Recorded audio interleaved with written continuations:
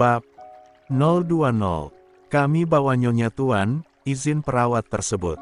Di ruang pribadi, pinta Tuan Gutama diangguki perawat itu. Baik Tuan, rumah sakit ini adalah salah satu aset Gutama. Jadi tidak perlu menunggu lama, langsung ditangani. Rahmi ikut masuk, dia bahkan tidak jadi menemui Viko. Biarlah Viko urusan nanti, Tante Kinan lebih penting. Tuan Gutama dan Rahmi menunggu di depan ruang Nyonya Gutama menunggu dokter memeriksa. Ceklek pintu dibuka dari dalam keluar dokter. "Dokter, gimana keadaan istri saya?" tanya Tuan Gutama. "Nyonya baik-baik saja Tuan, hanya syok saja. Dan pola makannya dijaga juga, jangan banyak pikiran," jelas sang dokter. "Baik," singkat Tuan Gutama. Kemudian masuk ke dalam ruangan istrinya, diikuti Rahmi di belakang tapi hanya sampai di ambang pintu saja. "Mah, gimana keadaan Mama?" tanya lembut Tuan Gutama. Tuan Gutama itu keras. Kalau berbicara dia tegas. Tapi dengan sang istri, dia akan lembut. "Al, Pah. Mama mau Al," tangis Nyonya Gutama lagi. "Al bilang kemarin dia cuma diperiksa dan cuma sebentar, tapi kenapa tadi dia dibawa Pah?" Tangisan Nyonya Gutama akan membuat siapapun yang mendengarnya akan ikut merasa sedih. Termasuk Rahmi yang menatap iba pada Nyonya Gutama. "Mama tenang, oke? Papa akan keluarin Al," bujuk Tuan Gutama. "Papa janji?" tanya Nyonya Gutama. "Iya, Papa janji. Sekarang Mama istirahat biar cepat sehat dan kita jengukin Al," pinta Tuan Gutama, mendengar nama sang anak disebut. Nyonya Gutama langsung menurut. "Iya Pah." Nyonya Gutama kemudian berbaring kemudian terlelap. Tuan Gutama memperbaiki posisi tidur sang istri kemudian membenarkan selimutnya, mencium keningnya lalu keluar dari sana untuk mengurusi sang anak. Dan semua perlakuan itu tak luput dari penglihatan Rahmi, tanpa sadar dia tersenyum sangat tipis. Bahkan jika orang lihat seperti tidak tersenyum. Setiap orang baik, pasti akan mendapat pasangan baik. Tapi kenapa Bunda tidak? Dia justru mendapat laki-laki brengsek yang tidak punya hati. Guman Rahmi dalam hati. Kemudian menghampiri Tuan Gutama, yang terlihat akan menghubungi seseorang. "Om," panggil Rahmi membuat Tuan Gutama berbalik. "Iya. Gimana keadaan Tante?" Hanya kata itu yang mampu Rahmi ucapkan, padahal dia sendiri tahu karena mendengar penjelasan dokter. Dan melihat sendiri sampai Nyonya Gutama tertidur. "Gimana keadaan Tante?" "Dia sudah lebih baik, tidak sehisteris tadi. Dia sudah lebih tenang dan sekarang sedang istirahat," jawab Tuan Gutama. "Oh, Rahmi tidak melanjutkan ucapannya. "Kenapa?" "Oh iya, tunggu sebentar ya. Saya mau hubungi orang saya dulu untuk mengurusi kasusnya Al," ujar Tuan Gutama dan diangguki Rahmi. "Kalau begitu saya pergi dulu Om, nanti saya kesini lagi jengukin Tante," pamit Rahmi yang diangguki Tuan Gutama. "Iya, terima kasih ya." Rahmi sudah jengukin. "Iya Om, sama-sama, saya pamit." Kemudian Rahmi keluar dari rumah sakit, berjalan ke parkiran menuju motornya berada. "Apa yang harus gue lakuin? Gue nggak tega lihat Tante Kinan seperti itu. Tapi rencana sudah gue susun, walaupun gue nggak peduli tapi mengetahui kisah Bunda sampai akhir hayatnya buat gue sakit. Dendam itu semakin besar, tapi rasa simpatik gue sama Tante Kinan nggak bisa gue abaikan gitu aja, walaupun gue pengen. Melihat Tante Kinan seperti itu, gue seperti melihat Bunda," lirih Rahmi. Dia sudah memutuskan untuk memanggil Bunda kepada wanita yang melahirkannya itu. Walaupun dia tidak bisa merasakan kasih sayangnya. Tapi dia berharap membalas sakit hatinya bisa memberikan bentuk kasih sayang untuk pertama dan terakhir kalinya. "Bunda, Apa yang harus Rahmi lakukan? Lirih Rahmi menatap langit yang hampir malam, berharap Bunda mendengar. Rahmi kemudian memakai helm dan pergi dari parkiran rumah sakit itu. Dia memutuskan untuk tidak mengunjungi Viko. Hatinya bimbang kalau sampai dia melihat Viko, dia tidak akan mempedulikan apapun dan siapapun, hanya dendamnya saja. Sampai di apartemen, Rahmi langsung menghempaskan tubuhnya ke atas kasur, menghela nafas lelah, berusaha memejamkan mata. Tak lama Rahmi pun terlelap. Pukul 9 malam Rahmi baru bangun. Jam berapa sekarang? Ucap Rahmi melirik pada jam di atas nakas. Gue mau ke rumah sakit jenguk Tante Kinan, guman Rahmi, lalu masuk ke kamar mandi. Setelah 30 menit Rahmi selesai mandi, dia mengganti baju lalu membuka komputernya sebentar. Cara apa yang harus gue lakuin untuk membantu Tante Kinan tapi juga membalas dendam gue, guman Rahmi, mencari cara untuk balas dendam dengan cara lain bukan rencana yang sudah dia susun. Sekarang kan Sally sudah kembali. Mungkin gue nggak butuh Viko lagi, setelah gue serahin Viko sama Algaskar. Urusan gue cuma Sally dan Felix, kemudian Sonia dan ayah. Tapi kalau untuk ayah gue enggak. Mungkin turun tangan sendiri dan tidak akan bisa nyakitin ayah. Satu-satunya cara buat balas ayah adalah bisnisnya. Guman Rahmi. Gue harus cari data-data perusahaan ayah, lanjut Rahmi, lalu mencari tahu semua tentang perusahaan yang dikelola sang ayah. Ini kan harta Bunda, seharusnya semua ini milik gue, guman Rahmi. Gue harus minta tolong sama siapa buat urusan ini, pikir Rahmi. Rahmi bingung harus berbuat apa. Dia ingin membantu Nyonya Gutama tapi dia pasti akan diketahui oleh Felix sebelum rencananya dimulai. Tapi, melihat Nyonya Gutama seperti itu membuat dia juga tidak tega. Flashback. Sebelum Algaskar ditangkap polisi. Saat ini Algaskar dan teman-temannya ada di markas, mereka masih berusaha mencari bukti tentang kematian palsu Viko. Mereka memang sudah menemukan pernyataan bahwa Viko memalsukan kematiannya, tapi hilangnya Viko saat ini akan membuat pertanyaan itu tidak berguna. Apa yang harus kita lakukan? Kita harus bisa mendapatkan keberadaan Viko sekarang. Bagaimana hasil yang lo cari? Tanya Algaskar pada Raka. Masih sama dengan kemarin, orang yang menyembunyikan Viko sangat pintar. Ibunya Felix kembali ke Indonesia. Karen mendapat pesan bahwa Viko diculik, dan anak buah Felix sudah melacak nomor itu. Tapi apa yang mereka dapat? Nomor itu aktif 5 tahun yang lalu dan lokasi terakhirnya di sebuah desa yang sudah tidak ada saat ini, jelas Raka. Lo yakin? Iya, tapi itu cuma reka saya. Gue tahu hanya saja untuk waktu dan lokasi aslinya belum bisa gue lacak, Felix saja yang bodoh. Percaya dengan hal yang tidak masuk akal itu. Lo nggak bisa cari tahu soal orang itu, gue udah coba. Tapi tidak bisa. Datanya terlalu sulit diretas. Halo Ma, ucap Algaskar. Halo Al, kamu di mana nak? Ucapan Nyonya Gutama dengan nada panik di seberang sana. Ada apa Mah?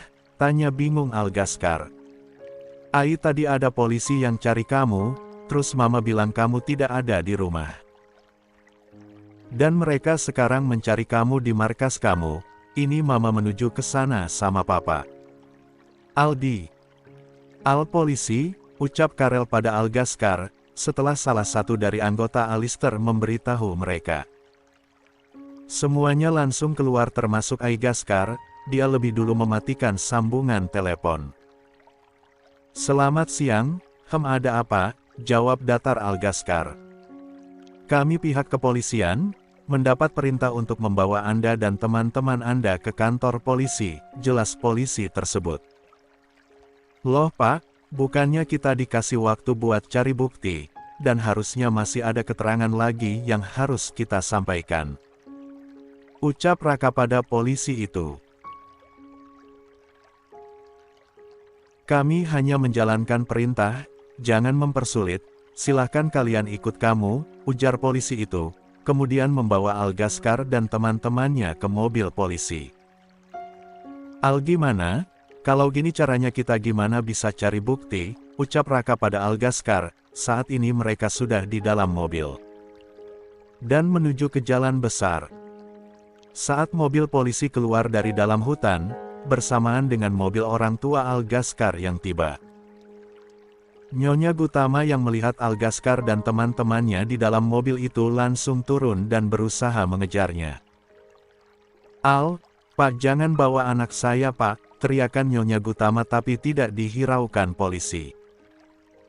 AIIN, teriakan melihat Algaskar semakin menjauh. Flashback off. Dan saat ini Rahmi ada di rumah sakit, untuk menjenguk Nyonya Gutama. Om, gimana keadaan Tante Kinan? Tanya Rahmi pada Tuan Gutama. Dia sudah ingin pulang dan melihat Al. Tapi dia masih lemah, dan infusnya belum habis. Kata dokter kalau infusnya habis dan sudah lebih baik dia bisa keluar, jelas Tuan Gutama. Soal kasus Algaskar sama teman-temannya gimana Om? Tanya Rahmi hati-hati. Saya sudah meminta bawahan saya untuk membantu, jawab Tuan Gutama. Kayaknya gue nggak bisa deh kalau minta bantuan Om Gutama, gue nggak enak. Mending gue temuin Algaskar, guman Rahmi dalam hati. Om, saya pamit ya, salam buat Tante, pamit Rahmi. Iya, terima kasih sudah datang. Wabah. Rahmi sudah sampai di kantor polisi, dia tidak langsung masuk. Dia akan melihat situasi dulu, jangan sampai Felix atau anak buahnya melihat dia mendatangi mereka. Dia tahu setelah dia membantu Algaskar dan teman-temannya, rencananya tidak akan sama lagi. Dia akan membuka perang secara terbuka dengan Felix dan keluarganya. Saya mau ketemu Algaskar dan teman-temannya, ucap Rahmi pada polisi yang berjaga di depan. Ada urusan apa? Mereka baru masuk tadi. Tanya polisi itu tidak langsung mengizinkan Rahmi masuk.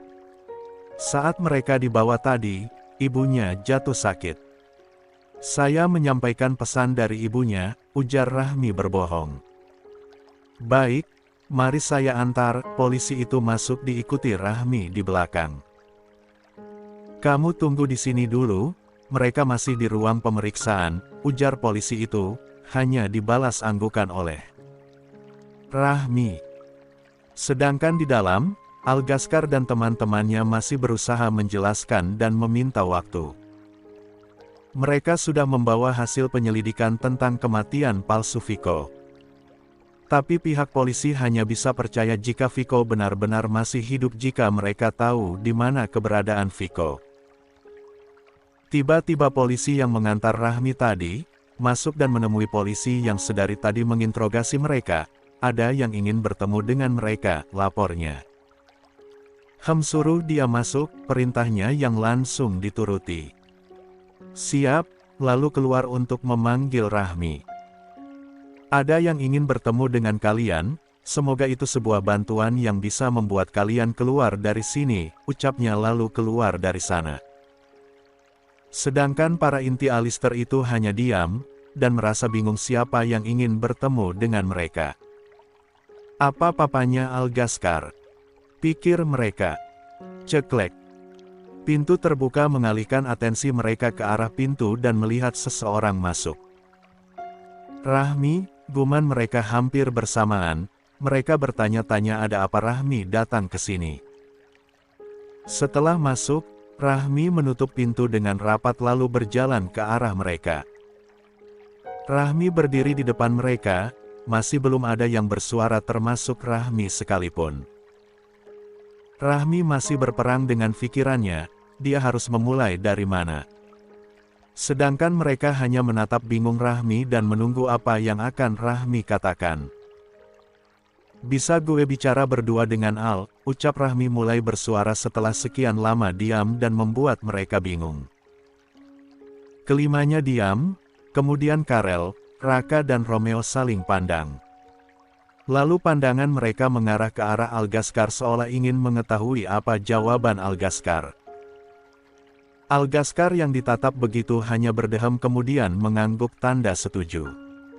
Dan yang lain langsung keluar, menyisahkan Rahmi dan Algaskar. Melihat teman-teman Algaskar sudah keluar, Rahmi kemudian berjalan kembali ke arah pintu dan mengunci pintu itu. Dan Algaskar hanya memperhatikan kelakuan Rahmi sedari tadi. "Kenapa?" tanya Algaskar, bingung melihat kelakuan Rahmi. "Ha?" tanya Rahmi yang kini berdiri kembali di hadapan Algaskar. "Lo kenapa harus kunci pintu, dan suruh mereka keluar?" tanya Algaskar pada Rahmi. Rahmi menghela nafas sebentar, "Huff." Al panggil Rahmi membuat Algaskar menaikkan sebelah alisnya. Menatap bingung Rahmi. "CK. Gue nggak tahu mulai dari mana," decak Rahmi merasa kesal. Kenapa mulutnya tiba-tiba keluh untuk berbicara? Efek tidak pernah berinteraksi dengan orang seperti ini dan tidak pernah minta tolong, jadinya dia agak canggung. "Lo kenapa sih?" "Pelan-pelan. Waktu lo nggak banyak," ujar Algaskar. Dia jadi bisa bersikap lembut dengan Rahmi walaupun masih terkesan datar. "Oke, pertama nyokap lo masuk rumah sakit. Setelah lo dibawa polisi tadi dia tiba-tiba pingsan," jelas Rahmi. Membuat Algaskar langsung kaget dan khawatir. "Apa? Terus keadaan nyokap gue gimana?" "Sid. Kenapa jadi gini?" Algaskar mengusap mukanya kasar, dia khawatir dengan keadaan mamanya. "CK. Al bukan ini sebenarnya intinya gue temuin lo, soal nyokap lo. Sebelum kesini gue jenguk dia udah sadar dan dia baik-baik aja," kata dokter setelah infusnya habis dia bisa pulang, jelas Rahmi membuat Algaskar menghela nafas lega. "Terus apa?" tanya Algaskar lagi. Rahmi ragu untuk mengatakannya, bisa saja tidak sesuai harapannya. Mungkin Algaskar bisa saja marah karena Rahmi tahu selama ini Algaskar dan teman-temannya sedang berusaha mencari Viko.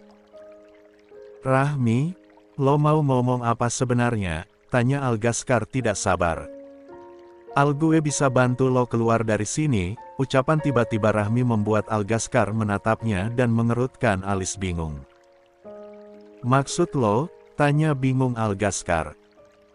"Gue tahu di mana Viko, gue yang selama ini sekap dia," jelas Rahmi. "Apa?" kaget Algaskar, membuat Rahmi kaget. "Lo yang selama ini sembunyiin Viko?" tanya Algaskar memastikan lagi. Dan Rahmi mengangguk sebagai jawaban. "Al gue tahu selama ini lo sama teman-teman lo nyari Viko," ucap Rahmi. "Tapi gue punya alasan," lanjut Rahmi melihat tatapan tajam Algaskar. "Alasan apa? Lo bisa sembunyiin Viko sampai nggak ada yang bisa nemuin dia." "Lo siapa sebenarnya?" ucap Algaskar cukup geram sekaligus tidak percaya. Ternyata selama ini Rahmi yang menyembunyikan Viko. "Ini alasan gue nggak mau ada teman-teman lo," ujar Rahmi. "Gue akan bantu lo keluar. Gue akan bawa Viko ke sini. Gue cuma nggak tega lihat nyokap lo kayak gitu, sedangkan gue sangat mampu untuk membantu." Rahmi hanya mampu mengatakan itu. Semua rencana yang dia susun gagal, benar yang dia takutkan tadi kalau ini tidak sesuai harapannya. Dia tidak jadi meminta bantuan Algaskar, dia sudah menduga respon Algaskar. Biarlah urusan nanti dia hadapi sendiri. Melihat Algaskar hanya diam dengan tatapan muka dingin dan tatapan tajam, pertanda Algaskar sedang emosi dengannya. Membuat Rahmi segera berpamitan. "Gue pergi dulu, nanti gue kesini lagi bawa Viko," ujar Rahmi kemudian keluar dari sana tanpa mendengar jawaban Algaskar. Di luar pun dia hanya melewati teman-teman Algaskar tanpa mengucapkan sepatah kata pun. Sampainya di luar, Rahmi berjalan ke arah motornya memakai helm lalu melaju dari sana. Di perjalanan Rahmi mampir di sebuah taman sebentar. Kenapa hidup gue jadi gini sih? Dulu gue bisa hidup sendiri dan selesaikan segala masalah tanpa bantuan orang lain. Terbiasa hidup tanpa meminta bantuan orang lain, hidup tanpa belas kasih orang, guman Rahmi lirih, semakin hari hidupnya semakin berantakan. Dulu Rahmi hidup sesuai keinginannya tanpa memikirkan orang lain, tapi sekarang Rahmi ada tujuan. Yaitu ibunya. Bunda, kenapa jadi gini sih?